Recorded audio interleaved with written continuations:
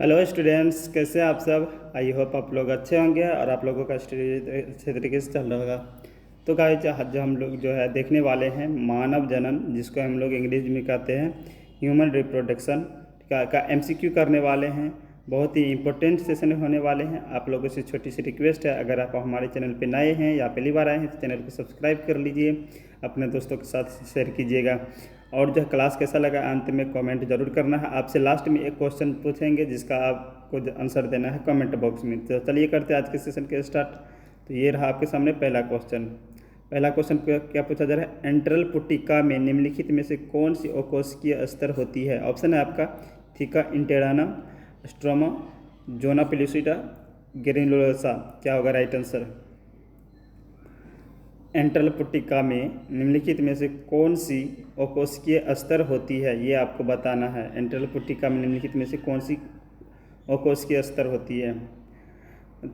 तो देखिए, एंट्रल पुटिका को हम लोग क्या कहते हैं, ग्राफियन फॉलिकल। ठीक है, ग्राफियन पुटिका या ग्राफियन फॉलिकल कहते हैं।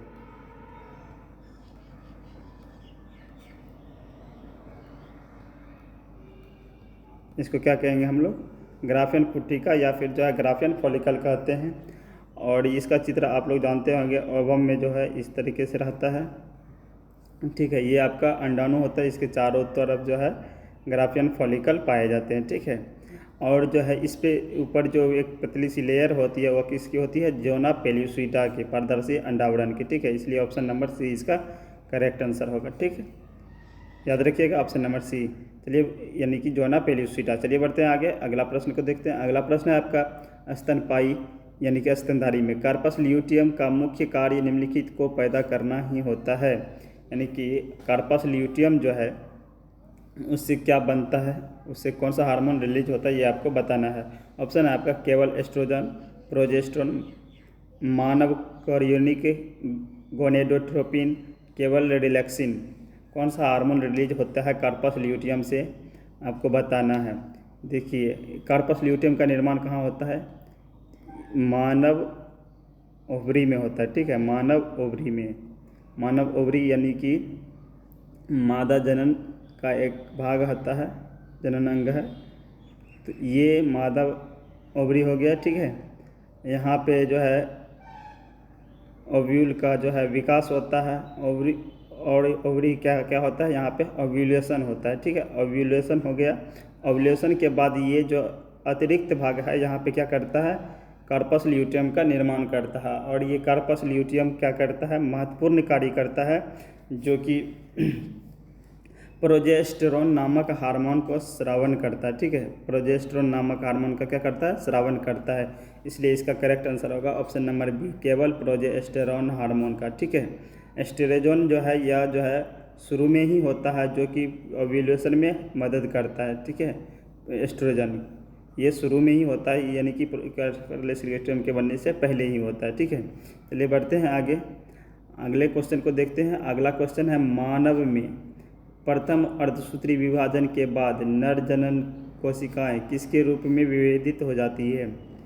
ठीक है, ये बताना है, मानव में प्रथम अर्धसूत्री विभाजन के बाद जो है जो नर जनन कोशिकाएं होती है किसके रूप में विभेदित हो जाते हैं। सबसे पहले ये बताना है आपको, नर जनन कोशिकाओं को हम लोग क्या कहते हैं, स्पर्म।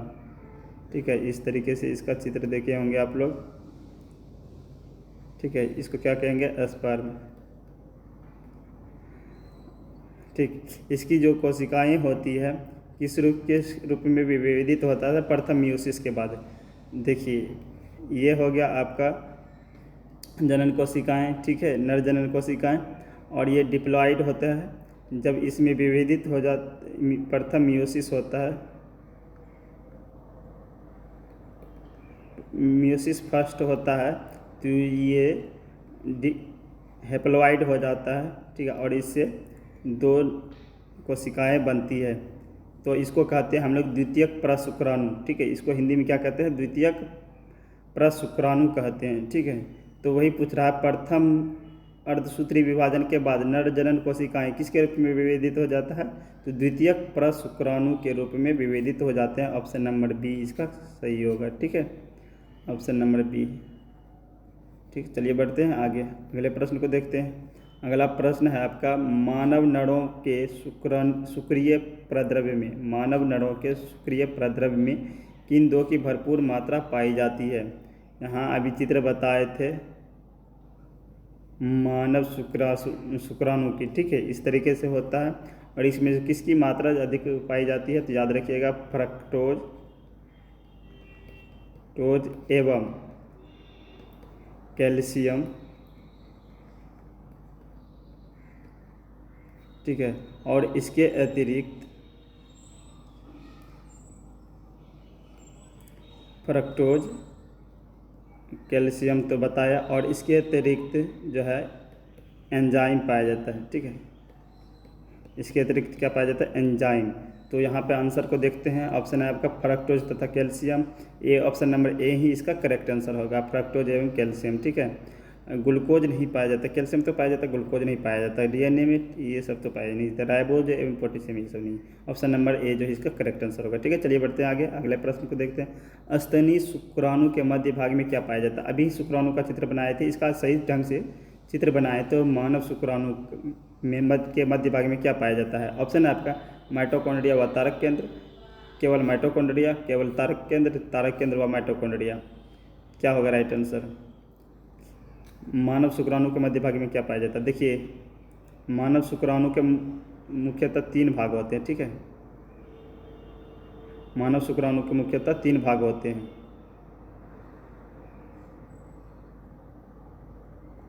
ठीक है। ये जो होता है इसको कहते हैं हेड रीजन,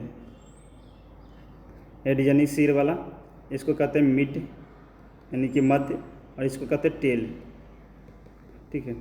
मध्य में पाया जाता है माइटोकॉन्ड्रिया,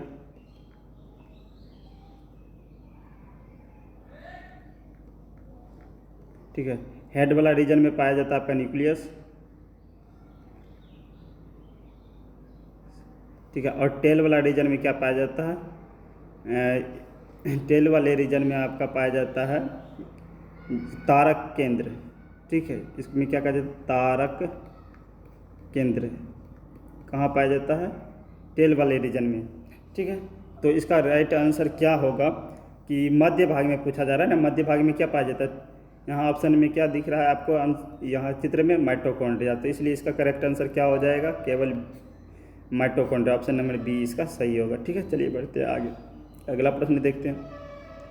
अगला प्रश्न है, द्वितीयक शुक्राणु कोशिकाओं के कितने गुणसूत्र शुक्राणु बनते हैं। द्वितीयक शुक्राणु कोशिकाओं से कितने शुक्राणु बनते हैं, ये आपके पूछा जा रहा है। अभी चित्र बनाए थे इसका शुक्राणु का, ठीक है। तो देखिए इसका करेक्ट आंसर क्या होगा। ऑप्शन में है आपका 4, 8, 2, 1। चलिए इसके ऑप्शन को देख लिए, इसके बारे में और डिटेल से जानकारी प्राप्त करते हैं। तो प्रथम बार जो होता है ये 2n के रूप में रहता है, अभी ही बताए थे, ठीक है, जिसको हम लोग कहते हैं प्राथमिक शुक्राणु कोशिका, ठीक है। इसको क्या कहेंगे हम लोग, प्राथमिक शुक्राणु कोशिका या प्राइमरी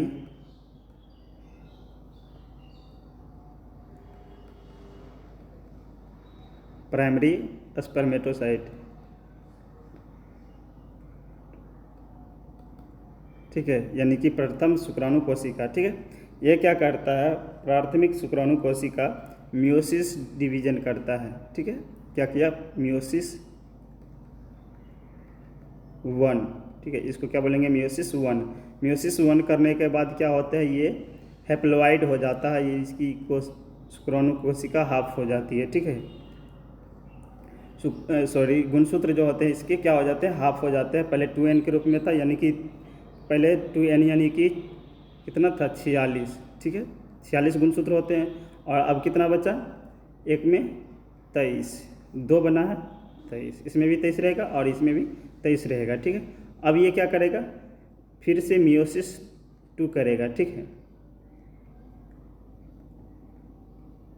मियोसिस 2 करेगा, फिर से मियोसिस डिवीजन करेगा, तो फिर इससे भी 2 कोशिका बनेंगे हैप्लॉइड ही, और इससे भी 2 कोशिका बनेंगे हैप्लॉइड ही, यानी कि द्वितीयक, देखिए यहाँ पे द्वितीयक शुक्राणु कोशिकाओं से ये था आपका द्वितीयक शुक्राणु कोशिका, जिसको हम लोग कहते हैं सेकेंडरी स्पर्मेटोसाइट। द्वितीयक शुक्राणु कोशिका यानी कि सेकेंडरी स्पर्मेटोसाइट। ठीक है, सेकेंडरी स्पर्मेटोसाइट से यहाँ पे देख रहे हैं 4 कोशिकाओं का निर्माण हो रहा है। ठीक है, तो इसलिए इसका करेक्ट आंसर हो जाएगा ऑप्शन ए। ठीक है, ऑप्शन नंबर ए जो इसका करेक्ट आंसर होगा। ठीक है, ऑप्शन नंबर ए। ले बढ़ते हैं आगे, अगले प्रश्न को देखते हैं। अगला प्रश्न है, निम्न में से कौन ग्राफी फूटक के अंडाणुमोचन का अंडोत्सर्ग कराएगा? ऑप्शन है आपका प्रोजेस्टेरोन की सांद्रता, LH की निम्न सांद्रता, FSH की निम्न सांद्रता, एस्ट्रोजन की उच्च सांद्रता। क्या होगा राइट आंसर? क्या पूछा जा रहा है? निम्न में से कौन ग्राफी फूटक से अंडाणु का मोचन कराएगा? अभी ही बताए थे ग्राफीन फूटक के बारे में। कौन कराएगा? प्रोजेस्टेरोन की उच्च सांद्रता या फिर LH की निम्न सांद्रता, FH की निम्न सांद्रता, एस्ट्रोजन की उच्च सांद्रता। यहाँ पे देखिए आपको मानव अंडाशय का चित्र दिख रहा है। ठीक है, ये जो है आपका मानव अंडाशय का चित्र है। ठीक है, और जो यहाँ पे देख रहे हैं यहाँ पे आपको दिख रहा होगा सेकेंडरी ओवम। ठीक है, ये हो गया आपका प्राइमरी ओवम। ठीक है, ये हो गया आपका प्राइमरी ओवम, इसको बोलते हैं सेकेंडरी। उसके बाद इस तरीके से विकास होते हुए इस रूप में बनता है, जिसको हम लोग सेकेंडरी ओवम कहते हैं। सेकेंडरी ओवम के बाद क्या होता है? ये ओव्यूलेशन होता है। यहाँ पे क्या हो गया? ये अंडाणु का ओव्यूलेशन हो गया। ठीक है, जिसको ओव्यूलेशन का अंडोत्सर्ग कहते हैं। उसके बाद ये ग्राफ जो है इस तरीके की संरचना बनाता है। ठीक है, जिसको हम लोग कहते हैं कार्पस ल्यूटियम। ठीक है, इस संरचना को क्या बोलेंगे हम लोग? कार्पस ल्यूटियम कहेंगे। ठीक है, और उससे पहले ही पूछा रहा है, उससे पहले की क्वेश्चन में पूछा जा रहा है ग्राफियन फूटक से। ठीक है, ये ग्राफियन फूटक है, ये बाहर वाली संरचना जो क्या है? ग्राफियन फूटक है। ठीक है, ग्राफियन फूटक से ये अंडाणु हो गया। ये क्या हो गया? अंडाणु हो गया। ठीक है, अंडाणु का जो ग्राफियन फूटक से उत्सर्ग कराता है, कौन सा हार्मोन कार्य करता है? इस टाइम में देखिए क्या होता है, LH की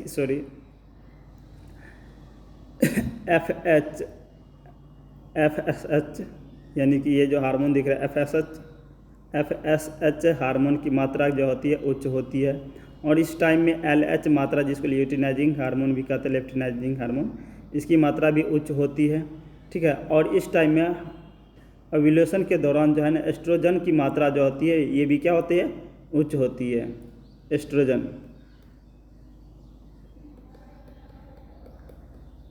एस्ट्रोजन की मात्रा भी क्या होती है? उच्च होती है। ये तीनों की मात्रा हाई होनी चाहिए। ठीक है, और सबसे ज़्यादा जो होती है एस्ट्रोजन की मात्रा उच्च होती है। ठीक है, यहाँ पे ऑप्शन दिया है आपका प्रोजेस्टेरोन की निम्न मात्रा, उच्च मात्रा, प्रोजेस्टेरोन की उच्च मात्रा। देखिए प्रोजेस्टेरोन जो बनता है ग्राफियन कार्पस ल्यूटियम से बनता है, यहाँ पे बनता है। ठीक है, लेकिन इससे पहले की घटना के बारे में पूछ रहा है, इसलिए ये ऑप्शन गलत हो जाएगा। LH की निम्न सांद्रता, LH की मात्रा भी उच्च होना चाहिए, तो ये भी ऑप्शन गलत है। FSH की निम्न सांद्रता, FSH की भी मात्रा क्या होता है? उच्च होता है जब अंडोत्सर्ग होता है, ओव्यूलेशन होता है, तो ये भी ऑप्शन आपका गलत है। ठीक है, और बाकी बता ऑप्शन डी, इसकी मात्रा उच्च, तो ये तो उच्च होना ही चाहिए, इसलिए ऑप्शन नंबर डी जो इसका करेक्ट आंसर होगा। आई होप आपको समझ में आया होगा। चलिए बढ़ते हैं आगे। अगला प्रश्न देखते हैं, क्षमतायान कहाँ होता है? क्षमतायान कहाँ होता है? तो देखिए ये जो क्षमतायान ऑप्शन है आपका अधिवृषण, शुक्रवाहक, मादा जनन क्षेत्र, वृषण जालिका। तो इसका करेक्ट आंसर हो जाएगा आपका ऑप्शन नंबर सी। ठीक है, मादा जनन क्षेत्र, ऑप्शन नंबर सी जो इसका करेक्ट आंसर हो जाएगा। ये और फैलोपियन नलिका में, मादा जनन क्षेत्र के किस भाग में पाया जाता है? फैलोपियन नलिका में, याद रखिएगा।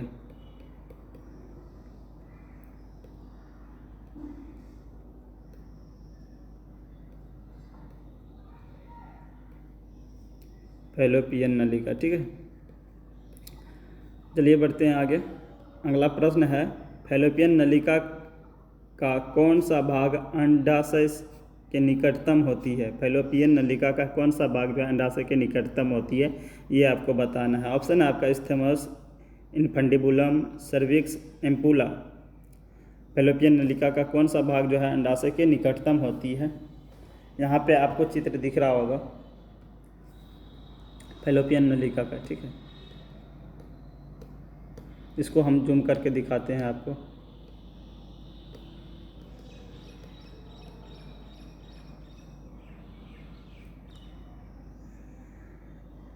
ये आपका फैलोपियन नलिका, ठीक है। यही पूछा रहा है, फैलोपियन नलिका का कौन सा भाग जो है अंडाशय के निकटतम होती है, ठीक है। यहाँ पे पूछा है क्या है, अंडाशय के निकटतम। तो अंडाशय के निकटतम कौन सा भाग होता है ये आपको बताना है, ठीक है। तो यहाँ पे देखती है कौन सा भाग है, ये आपका फैलोपियन नलिका हो गया, ठीक है। और जिसको इसको हम लोग कहते हैं झिल्ली, ठीक है। जिसको फेबरी भी कहते हैं, ठीक है। और इसी को हम लोग क्या कहते हैं, फेबरी को ही हम लोग क्या कहते हैं, इस्तेमस कहते हैं, ठीक है। सॉरी, इनफंडीबुलम कुपिका भी कहते हैं। इसी को क्या कहते हैं, इनफंडीबुलम कुपिका। और यही ना अंडाशय के सबसे निकटतम होती है। देखिए ये अंडाशय को इस तरीके से पकड़े रहती है, तो यही सबसे निकटतम होती है। तो इसलिए इसका करेक्ट आंसर हो जाएगा फेबरी, यानी कि इनफंडीबुलम, ठीक है। ऑप्शन नंबर बी जो इसका करेक्ट आंसर हो जाएगा, ठीक है।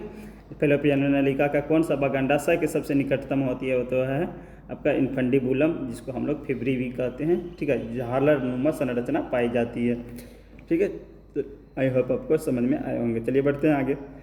अगला प्रश्न है आपका, स्तनपायी कार्पस ल्यूटियम का मुख्य कार्य निम्नलिखित को पैदा करना होता है। क्या है क्वेश्चन, स्तनपायी कार्पस ल्यूटियम का मुख्य कार्य निम्नलिखित को पैदा करना होता है। कार्पस ल्यूटियम का अभी ही चित्र बताए थे आपको। कार्पस ल्यूटियम यहाँ पे फिर से हम आपको दिखाना चाहें तो एक सेकेंड।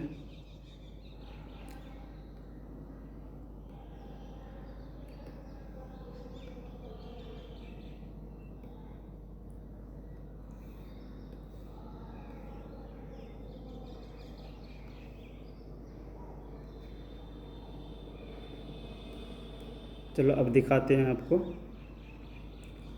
देखिए ये रहा आपका मानव अंडाशय, ठीक है। मानव अंडाशय रहा, और जो जनन अंग है किसका, स्त्री का।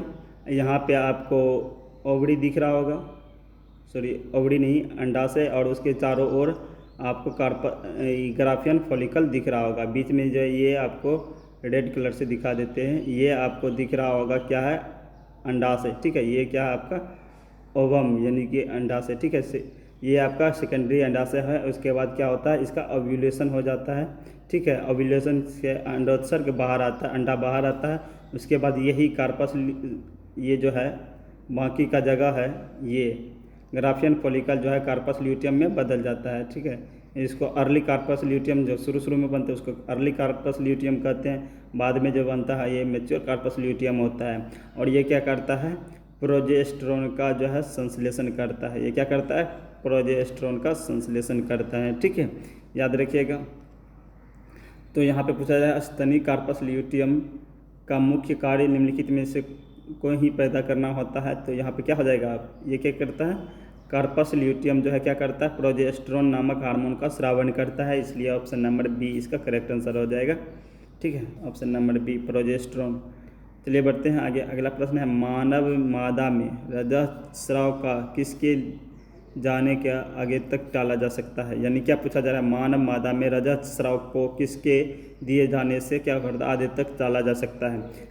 LH लेवल, LH लेवल, देखिए LH है ना ओव्यूलेशन में मदद करता है, ठीक है। अब FSH तथा LH ये दोनों क्या करता है, ये दोनों भी FSH तथा LH हार्मोन है, और ये दोनों क्या करता है, ओव्यूलेशन में मदद करता है। लेकिन क्या करना है, रजत चक्र को रोकना है। तो ऑप्शन सी में आपका एस्ट्रोजन तथा प्रोजेस्टेरोन का संयोजन, तो ये इसका करेक्ट आंसर हो जाएगा, ठीक है। ये एस्ट्रोजन तथा प्रोजेस्टेरोन को संयोजन करके अगर दें तो क्या हो जाएगा, राजस चक्र को यानी कि मासिक धर्म को आगे तक रोका जा सकता है। ऑप्शन नंबर सी इसका करेक्ट आंसर होगा। FSH तो मदद ही करता है। चलिए बढ़ते हैं आगे। अगला प्रश्न है, निम्न में से किस हार्मोन का बंद होना तुरंत मासिक चक्र का कारण होता है। कौन सा हार्मोन का रिलीज है ना बंद हो जाएगा, श्रवण रिलीज बंद हो जाएगा तो क्या हो जाएगा, मासिक धर्म शुरू हो जाएगा। ऑप्शन है आपका FSH तथा RH प्रोजेस्टेरोन एस्ट्रोजन। देखिए इसका जो करेक्ट आंसर हो जाएगा ऑप्शन नंबर सी हो जाएगा प्रोजेस्टेरोन। जब प्रोजेस्टेरोन जो है कम हो जाएगा, इसका जो है बनना बंद हो जाएगा, तो क्या हो जाएगा, मासिक कारण बनता है। ठीक है, चलिए बढ़ते हैं आगे, अगले क्वेश्चन को देखते हैं। अगला प्रश्न है आपका, यदि स्तनी अंडे का निषेचन न हो पाए तो निम्न में से क्या असंभावित होता है। यदि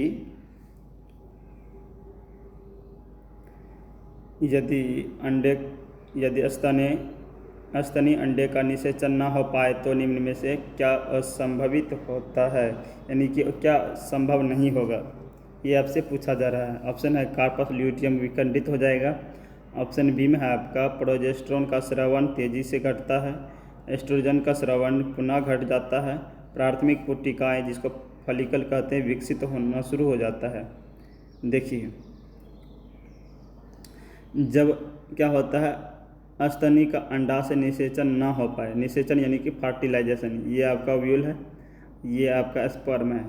ठीक है, इसका निषेचन के बाद क्या बनता है, युग्मनज बनता है। ठीक है, क्या बनता है, युग्मनज, जिसको हम लोग जायगोट कहते हैं। अगर यही ना बने, ठीक है, जायगोट ही ना बने, ठीक है, तो जायगोट इधर मान लिया जाए ओव्यूलेशन हो जाता है, तो इधर कार्पस ल्यूटियम जो होता है प्रोजेस्टेरोन स्रावित करना शुरू हो जाता है।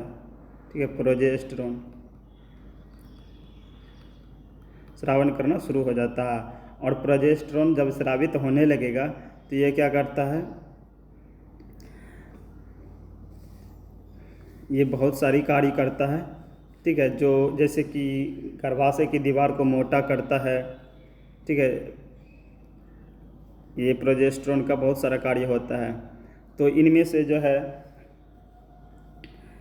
अंडोत्सर्ग को रोकता है, गर्भाशय प्लेसेंटा का भी निर्माण यही करता है, प्रोजेस्टेरोन नामक हार्मोन। ठीक है, तो ये पूछा जाए अगर निषेचन ही ना हो पाए तो क्या होगा, तो कार्पस ल्यूटियम का विखंडित हो जाएगा, ये तो होगा। जब निषेचन ना होगा तो कार्पस ल्यूटियम विखंडित हो जाएगा। ठीक है, ये तो आंसर नहीं होगा। कौन नहीं होगा ये पूछा जा रहा है। प्रोजेस्टेरोन का स्रावन तेजी से घटता है, जब निषेचन ना होगा तो प्रोजेस्टेरोन का तो स्रावन घटेगा ही घटेगा। एस्ट्रोजन का स्रावन पुनः घट जाएगा। देखिए एस्ट्रोजन तो स्रावित ही नहीं हो रहा था, है ना, एस्ट्रोजन जो है स्रावित ही नहीं हो रहा, स्रावित हो रहा है, ओव्यूलेशन के बाद तो स्रावित हो रहा था थोड़ा बहुत, है ना, उस टाइम जो है ये तो घटेगा। ठीक है, यही जो है इसका करेक्ट आंसर होगा।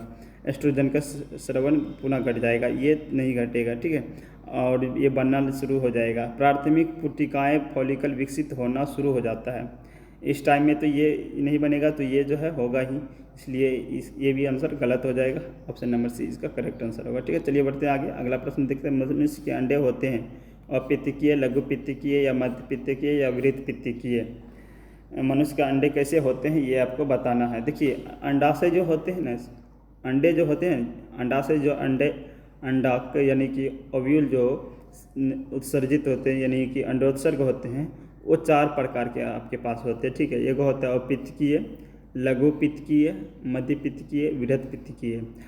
मनुष्य का जो अंडक होते हैं यानी कि अंडा होता है, वो होते हैं आपका अपित्तकीय। ठीक है, अपित्तकीय यानी कि इस पर कुछ है और इसके ऊपर कुछ ये ओव्यूल हो गया और इसके ऊपर कुछ पतली लेयर पाई जाती है। ठीक है, ना के बराबर में इसमें पाया जाता है।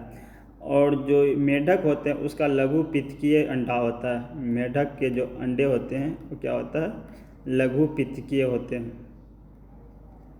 मेढक के अंडे क्या होते हैं, लघु पित्तकीय होते हैं। मध्य पित्तकीय किसके होते हैं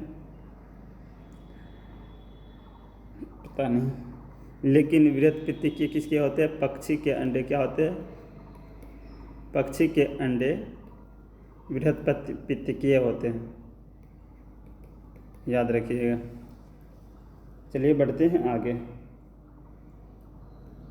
अगला क्वेश्चन है, अंडाशय से अंडा का मुक्त होना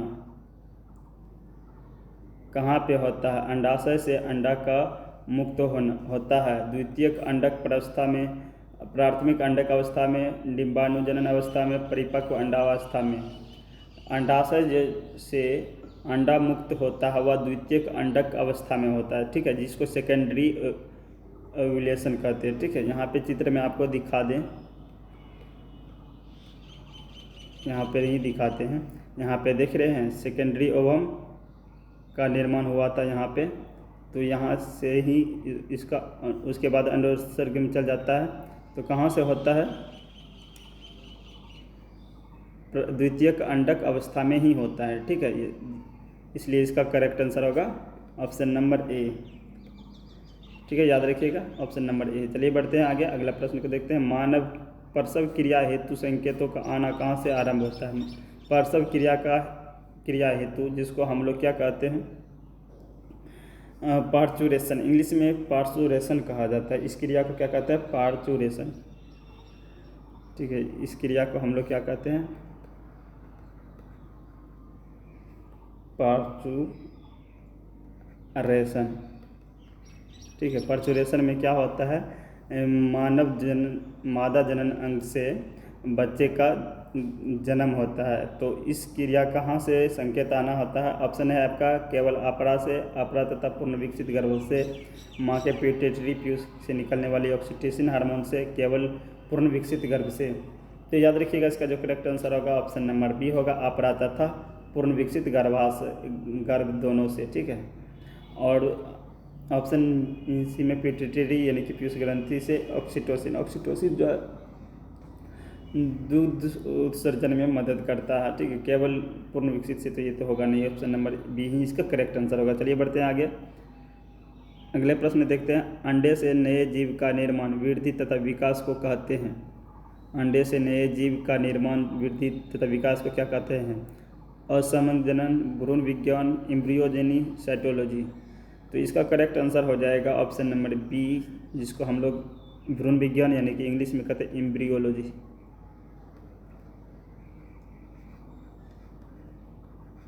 ठीक है। इसको क्या कहते हैं हम लोग? एम्ब्रियोलॉजी कहते हैं, ठीक है, याद रखिएगा। साइटोलॉजी में study of cell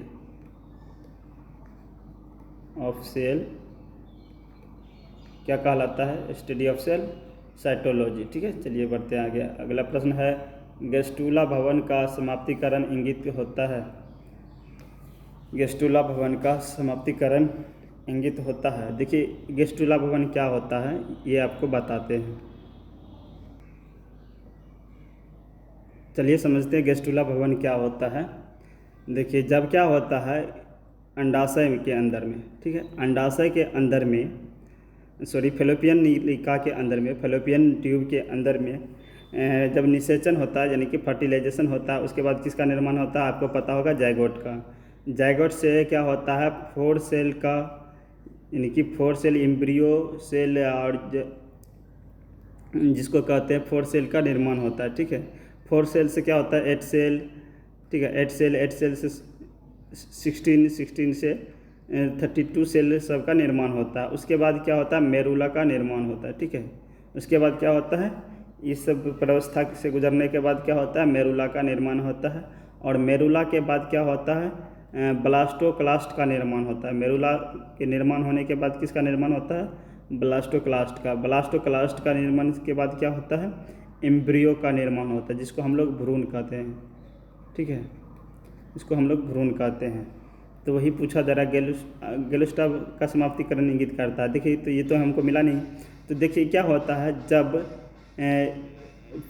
cell division के बाद मेरुला का निर्माण होता है, मेरुला से क्या होता है? मेरुला के बाद क्या बनता है आपका? ब्लास्टुला बनता है, ठीक है। मेरुला के बाद क्या बनता है आपका? ब्लास्टुला बनता है।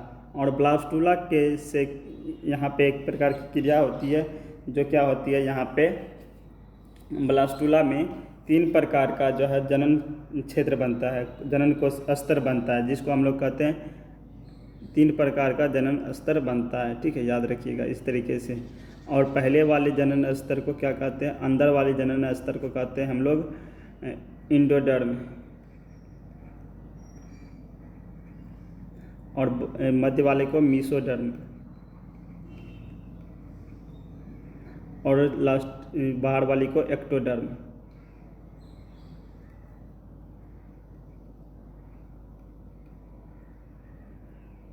एक्टोडर्म, ठीक है। तो यहाँ किससे निर्माण हुआ? ब्लास्टुला से निर्माण होता है, ठीक है। ब्लास्टुला के बाद ग्लैस्टुला भी बनते हैं, याद रखिएगा। इसके बाद क्या होता है, एक और स्टेज आता है ग्लैस्टुला। ग्लैस्टुला के बाद एम्ब्रियो बनता है, ठीक है। तो यहाँ पे इसी को कहते हैं ग्लैस्टुला का भवन, ठीक है। इसी को क्या कहते हैं हम लोग? ग्लैस्टुला भवन कहते हैं। तो जब क्या होता है ब्लास्टुला से, ठीक है, ग्लैस्टुला से किसका निर्माण होता है? 3 जर्म लेयर यानी कि जनन स्तर का निर्माण होता है। तो इसी को हम लोग क्या कहते हैं? ग्लैस्टुला भवन कहते हैं। तो यह किसके समाप्तिकरण का इंगित किया जाता है? ऑप्शन है आपका कोरिक गुहा का नाश द्वारा, आर्केंट्रॉन नाश द्वारा कोरक छिद्र के बंद हो जाना, या फिर तंत्रिकीय नलिका का बंद हो जाना। तो इसका करेक्ट आंसर हो जाएगा आपका ऑप्शन नंबर ए, कोरक गुहा का नाश हो द्वारा, ठीक है। ये इंगित करता है किसका? ग्लैस्टुला का समाप्तिकरण, ठीक है, याद रखिएगा। चलिए बढ़ते हैं आगे। अगला प्रश्न है आपका कि मानव भ्रूण के विकास प्रक्रिया का सही श्रृंखला क्रम है। मानव में भ्रूण का जो विकास होता है उसका सही क्रम क्या है? अगर आपको हम बताना चाहें तो यहाँ पे था आपका ओवम, ये था आपका अंडक, और ये है आपका शुक्राणु, ठीक है। ये दोनों निषेचन के बाद क्या बनता है आपका? युग्मनज। फर्टिलाइजेशन के बाद क्या बनता है आपका? युग्मनज, ठीक है।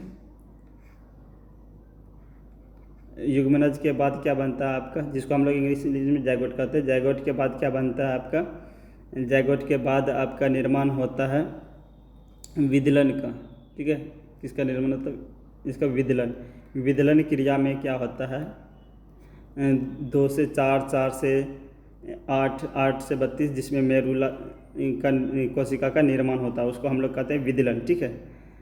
इसमें क्या होता है? कोशिका विभाजन होती है, 2 से 4, 4 से 8, इस तरीके से बनता है। उसके बाद इससे क्या होता है? इस कोशिका से किसका निर्माण होता है? विदलन के बाद इसमें होता है मेरुला का निर्माण, ठीक है। मेरुला के बाद क्या होता है आपका? ब्लास्टुला का निर्माण होता है,